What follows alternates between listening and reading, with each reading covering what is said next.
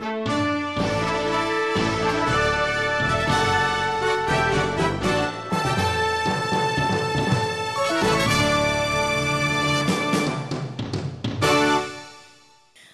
Riset Teknologi dan Pendidikan Tinggi Muhammad Nasir menggelar rapat bersama Kepala BPPT beserta jajarannya di Ruang Baruna Gedung 1 BPPT Jakarta pada 6 Januari 2015. Rapat ini dilakukan terkait keberadaan kapal Baruna Jaya 1 yang ikut dalam proses pencarian bangkai pesawat AirAsia QZ8501 yang hilang kontak sejak 28 Desember 2014. Iya, sebetulnya itu salah satu concern juga Pak. Memang ya, mereka bisa saja mengambil data sepanjang jalan. Saya kira ada baiknya nanti kita minta agar Basarnas yang semua data yang mengizinkan mereka masuk untuk meminta semua data. Karena pada dasarnya mereka tidak boleh mengambil data. Secanggih Amerika, secanggih ini, dia kok nggak pernah dapatkan itu. Yang didapatkan malah yang dia nggak dapatkan apa-apa. Bahasanya kita teknologinya di bawah lah gitu. Ternyata kita mampu menemukan, ternyata ada something wrong-nya gitu. Mungkin oleh karena itu betul data yang ada dari semua yang dilakukan oleh kapal itu harus diminta secara penuh. Ini sifatnya mandatori, nggak boleh voluntary, mandatori itu. Kalau boleh itu tidak pernah. Nah, saya khawatir oleh Basarnas tidak dilakukan hal itu. Akibatnya mereka akan memfile data hasil dari rekam data laut. Kalau kita katakan mereka berkeinginan baik gitu, kita kan mesti akan merespon dengan baik. Tetapi kan harus ada klausul-klausul yang dilakukan. Karena kalau dari pengalaman yang semacam ini tidak bisa ditemukan, logikanya kalau saya katakan lautnya dangkal. Tadi Bapak cerita kalau dangkal tidak mesti mudah. Tidak selalu mudah ya. Nah, apalagi ada yang bisa menyelam sampai ke 30 meter mampu itu.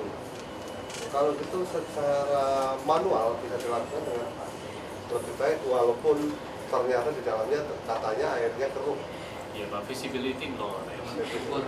Nah, dengan hal itu jangan-jangan kapal itu hanya mengitar itu, yang lainnya hanya dan data terus terintegrasi semua itu, dan semua kapal-kapal yang ikut operasi itu by systemic itu harus terintegrasi. Kalau tidak integrated mungkin kita ya nggak ada, mungkin konsep Basarnas mungkin lain lagi ya, saya tak tahu, tapi dalam konsep kita untuk mencari sesuatu ini harus kita lakukan namanya adalah sistem. Contoh kalau saya berangkat dari audit tentang pemeriksa itu, saya akan terjun pada suatu pemeriksaan di suatu area. Langsung saya lihat pada sistem itu dulu. Kalau sistem, oh ini sistem, proses flow-nya itu harus kita lihat. Kalau ini kan tadi arus, kan kita lihat. Oh ini kalau gini berarti dugaan masalah akan munculnya di sini nanti. Karena ini akan punya dampak kemana-mana. Nah ini yang harus kita trace. Nah ini sistem harus terintegrasi.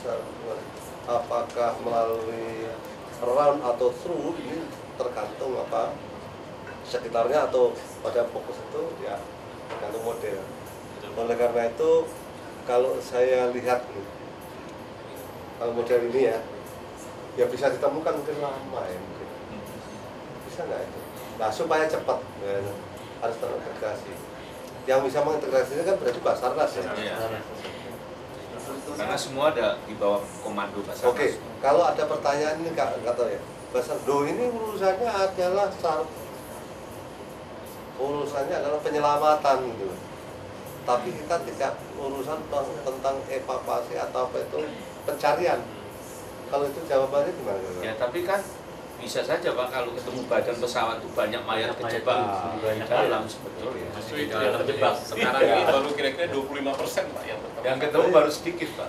Kan dari 100. Itu mungkin pintunya karena itu sudah lepas keluar satu. Oh iya, kelihatannya gitu. Iya, tergantung goyang-goyang di bawahnya. Betul. Gitu.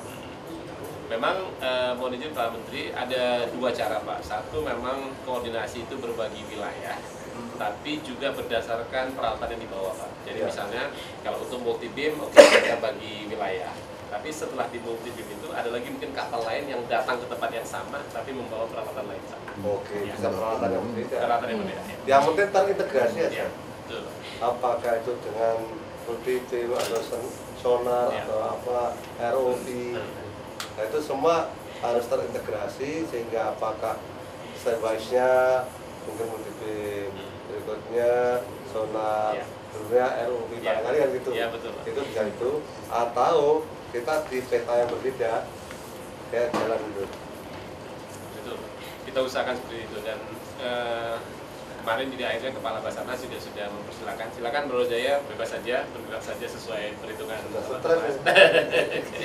Kemudian Pusing. Ya. situ ya. Terima kasih lah informasinya.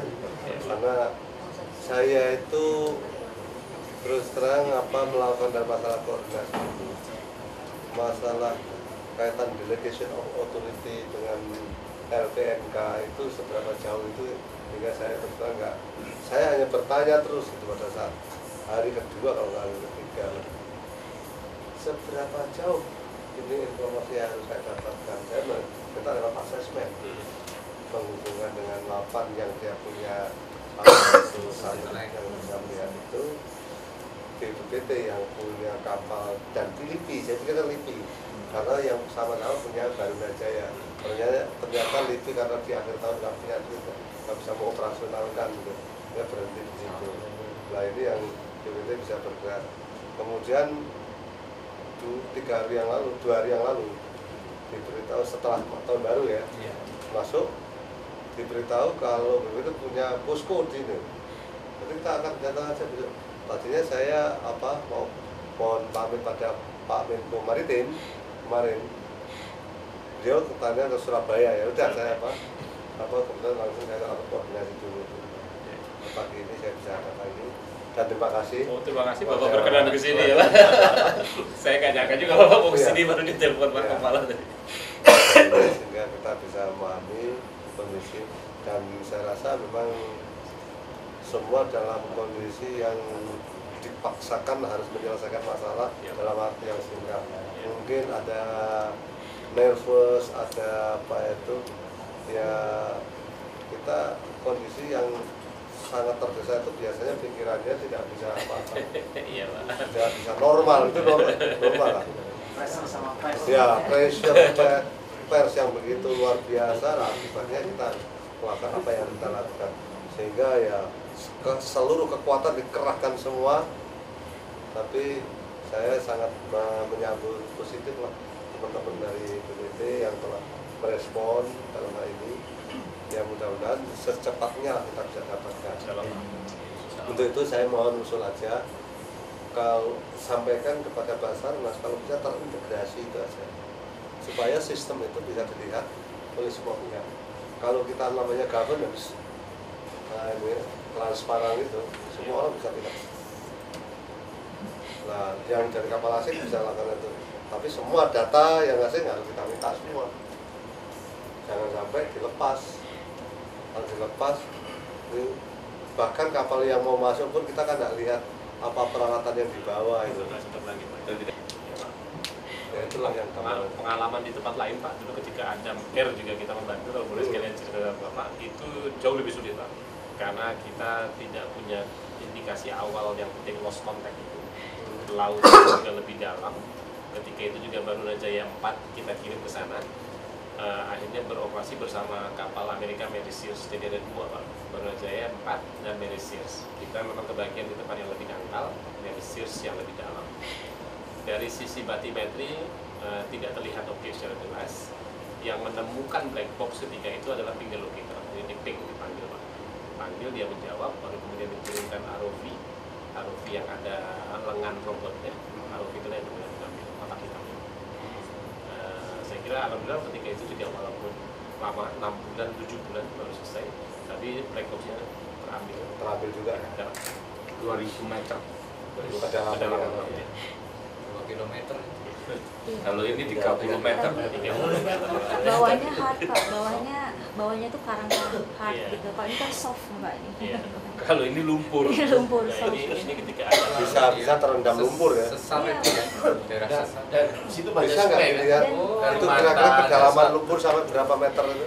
di sini Bisa. Bisa. ada subwater profiler Iya, tambah sedimentasi lagi. Banyak bisa dilihat di di Kalimantan. Bisa ya. bisa sampai Sampai berapa meter? lumpurnya Pak. Kira-kira kasar mungkin sampai 2-3 meter sih Pak. Iya. Di permukaan. Kalau 3 meter ya mungkin aja Bisa. ketahuan bodinya. Sebagian Itu Pak. memang sedimentasi tinggi Pak. Kalau secara geologi kan itu dulunya darat juga Pak. Sumatera, Kalimantan jadi satu. Situ ya darat sebetulnya zaman dulu ya. Ceritanya gitu ya. Ceritanya es pencair. Tapi ilmu geologi percaya. Mungkin sekaligus kasih lihat Bapak aja, itu ada yang kapal-kapal lain Pak. Ini ferry Bahuga Jaya tahun 2012. Ketika ferry ini tenggelam di Selat Sunda, kita ditugaskan mencari juga, ditemukan objeknya dan berhasil diangkat. Ini citra yang benernya gitu. Ini betul ferrynya. Ini dari multi-beam, ini dari side scan sonar di Selat Sunda. Kalau lihat identitas yang ada itu, logikanya itu kan mesti bisa ditemukan dengan cepat ya, dengan ada serpihan, ada apa itu mayat, lihat dari arus angin, dan ini mestinya, nah mungkin karena itu dalamnya lumpur, Iya. itu yang menyebabkan. Nah ini kalau yang namanya alat tadi ROV itu apa nggak bisa ya, mungkin dari baik. ROV bisa Pak. ROV itu seperti kita melihat video biasa itu, Oh, iya. seperti foto-foto biasa. Tapi karena nggak ada itu. Belum ketemu Pak, belum ketemu. Anomalinya. Belum ketemu. Dipersempit dulu. Iya, Iya. iya, lokasinya mau di sini. Nah itu bisa nggak? Saya tuh nggak tahu. Dan kalau itu kan modelnya apa bisa kayak tipe yang ini? Bisa Pak. Kalau Bapak pernah nonton film Titanic, Artinya apa di dalam kedalaman laut? Iya. Katakan di sini terus kan dengan sudut 90 derajat langsung atau tegak itu berarti kan 30 meter. Iya. Kalau kita topikkan ini sejarah ini, oh ini Iya, kira-kira ada di sana jangkauannya. gitu. bisa juga Visibility. aja Iya, visibility. ada Jadi pembatasan itu, Pak. visibility dari pelayaran itu. iya. Itu kamera video Pak, seperti membawa kamera dan video. Ya. Jadi memang harus pakai cahaya itu Pak. Pakai cahaya juga Pak. Iya. Jadi betul-betul Thermal. menggunakan cahaya tampak. Ya. Iya. Jadi kalau Bapak pernah lihat film Titanic itu Visual, ya. nah, kayak gitu Pak. Iya, visual, Pak. Iya, visual. Ya oke, terima kasih semuanya. Silakan Pak. Mohon maaf nih apa ganggu bapak semuanya. Tempat ini memang dirancang untuk informasi seperti ini Pak. Dalam kesempatan tersebut, Kepala BPPT Unggul Priyanto memaparkan proses pencarian serta teknologi-teknologi yang digunakan untuk menemukan pesawat AirAsia QZ8501 tersebut. Kepala BPPT Unggul Priyanto mengatakan, keunggulan kapal Barunajaya terletak pada peralatan yang dimiliki seperti multi-beam echo sounder untuk memprediksi benda di bawah laut, side scan sonar untuk memastikan, serta magnetometer untuk mengidentifikasi benda apakah itu logam atau gundukan biasa. Selain itu, BPPT juga menggunakan teknologi ROV atau Remotely Operated Vehicle untuk membantu memastikan prediksi posisi reruntuhan pesawat AirAsia QZ8501. Pak Menristek Dikti itu tadi berkunjung ke sini ingin mengetahui bagaimana proses pencarian bangkai pesawat AirAsia yang kecelakaan di Selat Karimata. Nah, beliau concern sekali terutama dengan operasi yang dilakukan oleh Barunajaya. Ya. Nah, kemudian beliau juga tanya bagaimana cara mencarinya dan lain-lain. Ya, tadi sudah kita jelaskan bahwa tugas utama Barunajaya itu adalah mencari tahu posisi dan bangkai pesawat yang jatuh. Ya. Jadi bukan untuk evakuasi sebenarnya.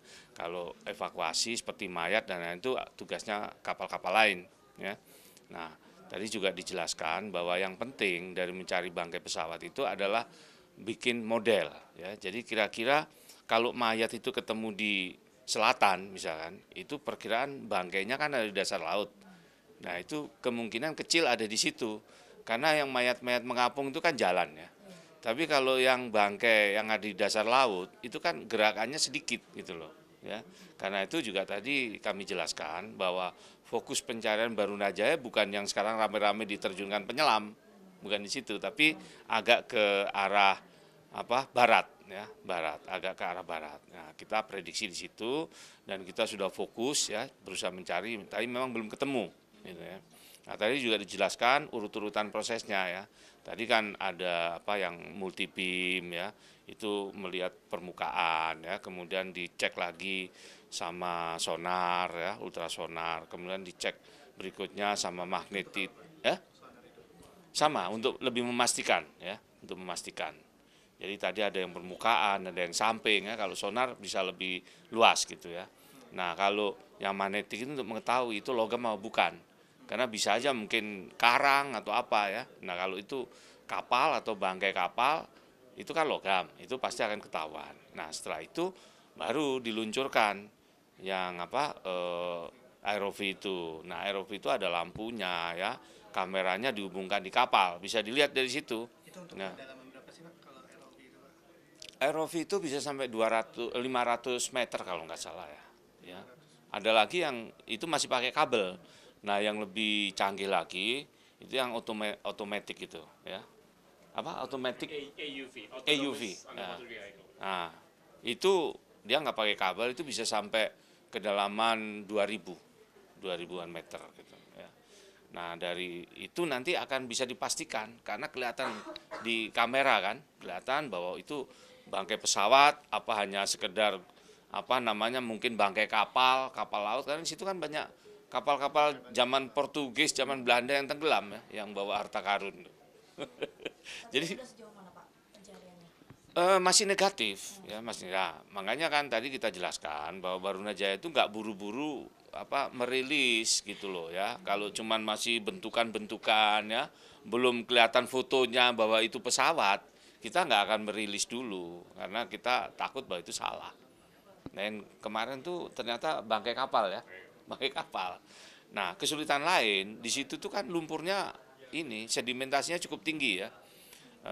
Di situ memang kedalamannya cuma 30 meter ya dibandingkan Selat Makassar sampai 2000 ya.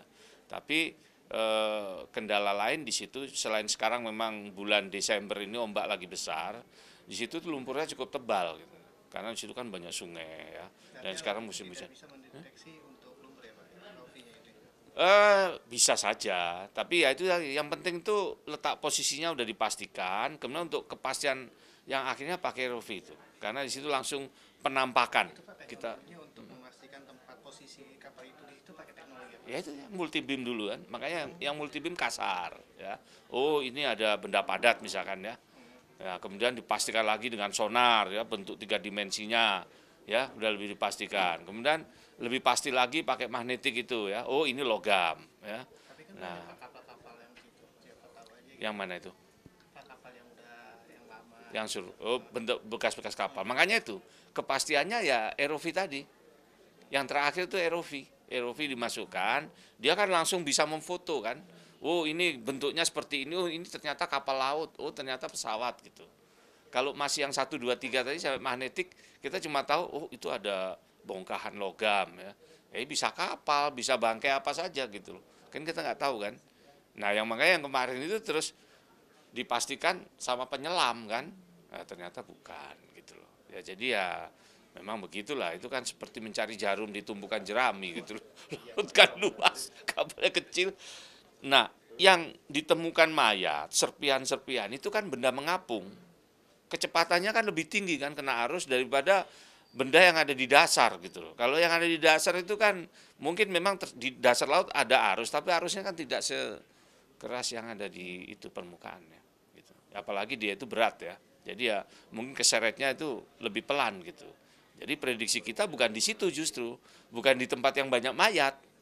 Mayat itu yang keluar satu-satu tadi, mungkin pintunya copot, ada 1, 2 yang lolos dari situ terus naik ke atas di bawah arus ya. Jendela copot, kursi copot gitu ada di permukaan, bawa sampai ke situ. Tapi yang bodi yang utamanya kemungkinan masih di dasar laut gitu loh ya. Nah, itu yang sekarang lagi kita cari itu, dan kita prediksi bukan di situ justru, bukan di yang tempat banyak mayat ditemukan itu, dan mayat itu kan baru tadi berapa 25%-nya kan. Prediksinya sebagian besar itu ada di dalam pesawat, kejebak di dalam. Gitu loh. Nah, yang utama lagi juga mencari black box. Nah, kita prediksi black box-nya itu ada masih di badan pesawat itu tadi. Jadi tidak jauh dari badan sekitar pesawat. Iya. Bisa mendeteksi black box. bisa itu nanti bisa apa ini ya kepastiannya ketemu badan pesawat dulu lah. Kalau badan pesawat ditemukan, Identifikasinya, Pak, black box itu. ya bisa ditangkap, ya. Tapi ya memang sih ini ya agak lemah ya, tapi bisa sampai jarak jauh. Jadi sampai sebulan. Kalau lewat sebulan selesai dah. Iya, karena habis ininya apa baterainya ya. Ya, kira-kira itu.